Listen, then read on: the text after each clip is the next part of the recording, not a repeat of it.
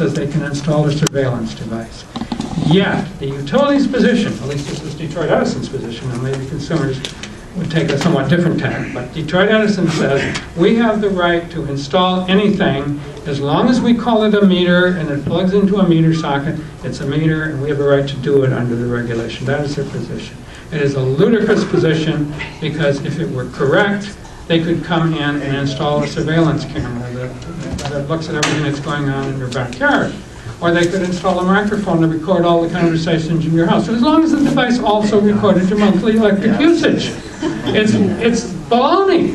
It's nonsense. But this is what they're pinning their case under. We say, when you create a device that is no longer simply a meter, but it does all these other things, including surveillance, you can't claim the regulation that allows you access to your meters anymore. You forfeited that. So now, it's up to the homeowner to defend his property. The second part of the question? The second part of the question, would you go through how we got at this point in our country and go back to Agenda 21?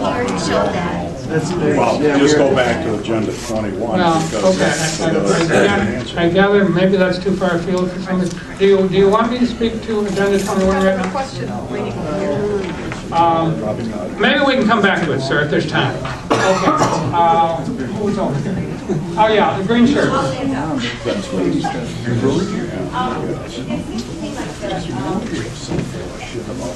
Can you speak up a little more? It seems to me that we should have been receiving letters from consumers stating that this was going to be happening.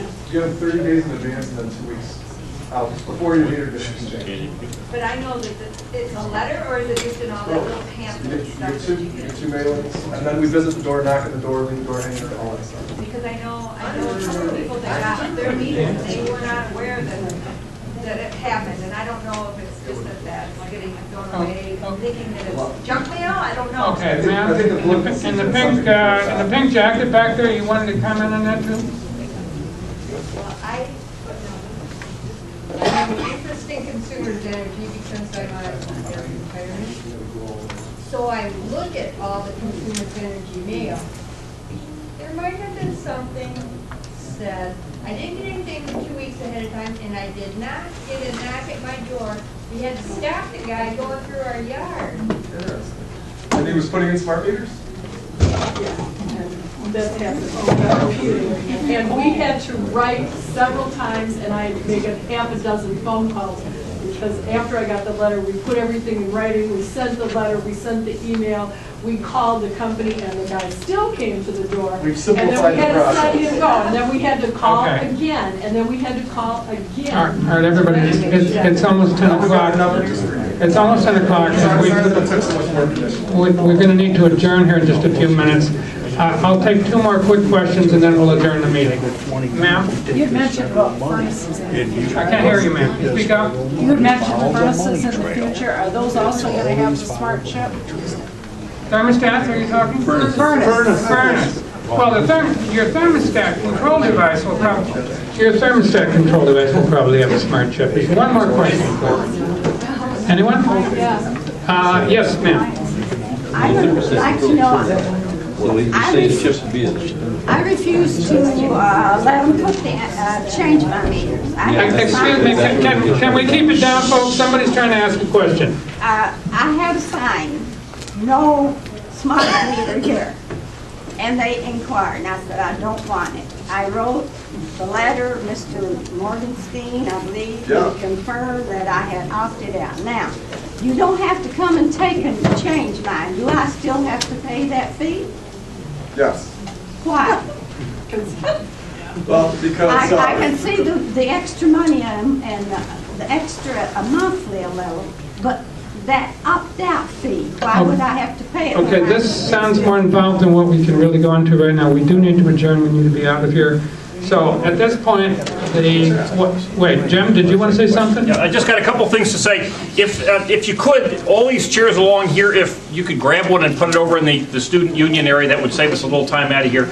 If you want to contribute to offset the $3.6 billion that we borrowed from China to talk about this, we'd like to have you do that. my blog, it's EYE on Muskegon, all one word, ionmuskegon.com. We're going to post the video. We're going to post all sorts of contact information.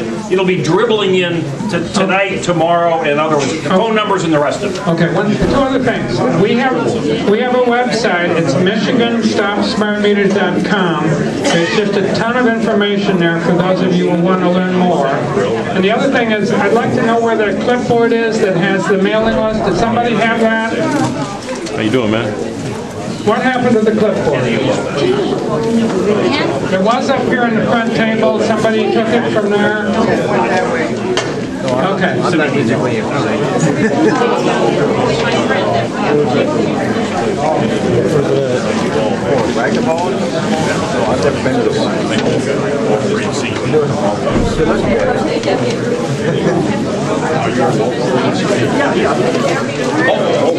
I do the radio show every Sunday.